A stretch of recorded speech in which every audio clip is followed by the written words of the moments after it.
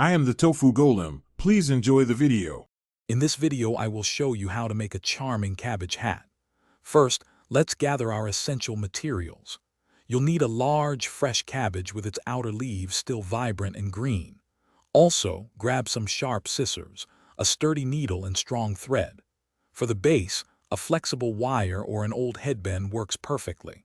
Finally, think about adding some fun decorations like small flowers or colorful ribbons to personalize your creation.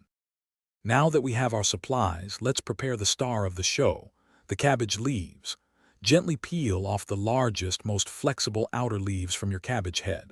Aim for about 5 to 7 good-sized leaves. Wash them thoroughly under cool water and pat them dry with a soft cloth. Next, carefully trim away any overly thick veins to make the leaves more pliable and easier to shape. Finally, lightly press them flat between 2 clean towels. With your leaves ready, it's time to construct the hat's foundation. If using wire, shape it into a comfortable circle that will sit nicely on your head, like a crown. Overlap the ends by about 2 inches and secure them tightly with floral tape or strong thread. If you're using a headband, that's your base. This sturdy foundation will give your cabbage hat its structure and ensure it stays securely in place as you add the leaves.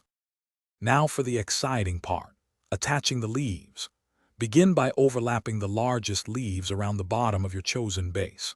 Use your needle and thread to carefully stitch each leaf securely to the wire or headband. Work your way around, layering the leaves upwards, ensuring each new leaf slightly covers the previous one for a full, lush appearance. Once all leaves are attached, add any final decorative touches, like small berries or a rustic twine bow, to complete your unique cabbage hat. Thanks for watching. Consider subscribing if we helped you today.